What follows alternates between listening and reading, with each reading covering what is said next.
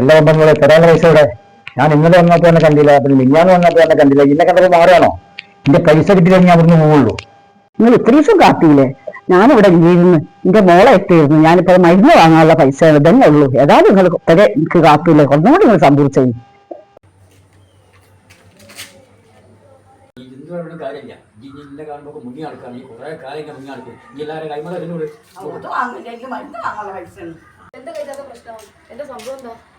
ഒന്നുമില്ല മോളെ, മൂപ്പർക്ക് കുറച്ച് പൈസ ഞാൻ കൊടുക്കാണ്ടിരുന്നു. അത് ഞാൻ മരുന്നിന് വേണ്ടി ഇറങ്ങിയതാണ്. മൂപ്പരിൻ്റെ കുടിച്ച് വെച്ച് വാങ്ങിയ പൈസ.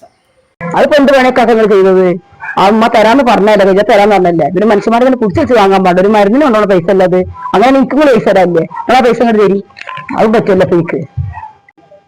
വല്ലാത്ത വലയിലുള്ള കുടുങ്ങി മോളെ തനിക്കല്ലേ മോളെ, അനക്ക് തരാനുള്ള പൈസ എനിക്ക് പൈസ തൊട്ട് തരണമെങ്കിൽ ഞാൻ ഒരു കൊട്ടു മോളെ.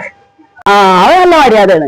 നിങ്ങൾക്ക് കിട്ടാനുള്ളത് നിങ്ങൾ പിടിച്ചടിച്ച് വാങ്ങാം. നിങ്ങൾ കൊടുക്കാതെ നിങ്ങൾ കൊറ്റ പരീക്ഷ ചെയ്യാം. നല്ല ന്യായാണല്ലത്. മോളെ എന്റെ വാപ്പാന്റെ ഒച്ചയ്ക്ക് നടപ്പിലാക്കാനാണത്.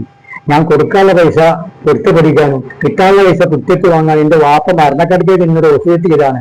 അതുകൊണ്ട് മോളെ ഞാൻ അങ്ങനെ കെട്ടിയത് എന്റെ വാപ്പാന്റെ ഒച്ചയത്ത് നിറവേറ്റിയാണ് മോളെ. ആ, അപ്പൊ നിങ്ങളെ വാപ്പ പറഞ്ഞ അതേ ഒസിയ തന്നെ എന്റെ വാപ്പയും പറഞ്ഞിരിക്കുന്നത്. അപ്പൊ രണ്ടാളും തുല്യരാണ്. ഇപ്പൊ ഇത്രേ ഉള്ളൂ പറച്ചോന്റെ പണി. അപ്പൊ പാടത്ത് പണി, മരണത്തിന് കൂലിയാണ്.